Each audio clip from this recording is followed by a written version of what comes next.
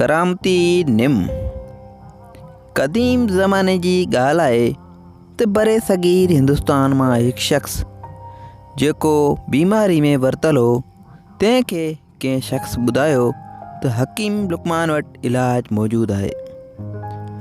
मशहूरु हकीम लुकमान सां मिलण लाइ उहो शख़्स यूनान तरफ़ रवानो थियो।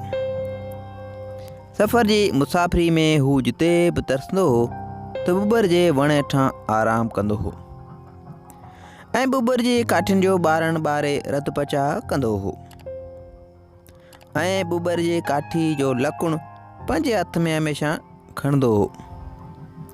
ॾींहं हफ़्ता ऐं आख़िर में महीना बि गुज़रिया त हू बि मंज़िलूं कंदे अची हकीम लुकमान जी ख़िदमत में हाज़िर थियो। जंहिं वक़्तु ही शख़्स उते पहुतो त घणो बीमार थी पियो। हकीम लुकमान जीअं त पंहिंजे वक़्त जो हिकु वॾो हकीम हो, पंहिंजे महिमान सां मिलण में ई सम्झी वियो ऐं पुछियईं त तव्हां पंहिंजे सफ़र दौरान आराम करण वक़्तु बुबर जे वण जो इंतख़ाब कयो ऐं बुबर जे काठियुनि ते पंहिंजो रत बचाव पिणु कयो ऐं बुबर जे ई वण जो लकुण हथ में खणी सफ़र कयो आहे। महिमान मुसाफ़िर इक़रार कंदे चयो, जी साईं, हा तव्हांजी ॻाल्हि दुरुस्त आहे, पर तव्हांखे इन जी कीअं ख़बर पई?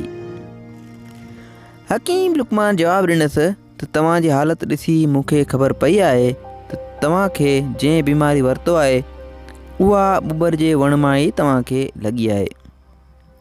हकीम लुकमान महिमान खे पाण वटि रहायो ऐं चङी तरह उनजी महिमान नवाज़ी कयाईं। कुझु ॾींहं रहण खां पोइ उन शख़्स हकीम साहब खां वापसि पंहिंजे मुल्क वञण जी इजाज़त वरिती।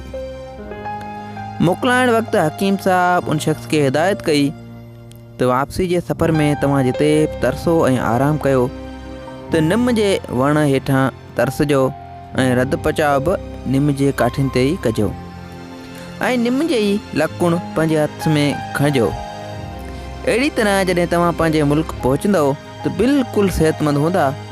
महिमान मुसाफ़िर हकीम साहब खां मोकिलाए पंहिंजे मुल्क ॾांहुं रवानो थियो।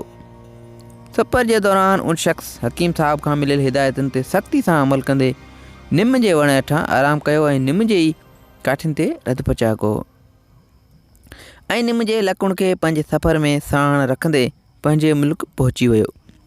जॾहिं हू पंहिंजे मुल्क पहुतो त वाक़ई सिहतयाब थी चुको हो ऐं उन जूं सभु बीमारियूं ख़तमु थी चुकियूं हुयूं।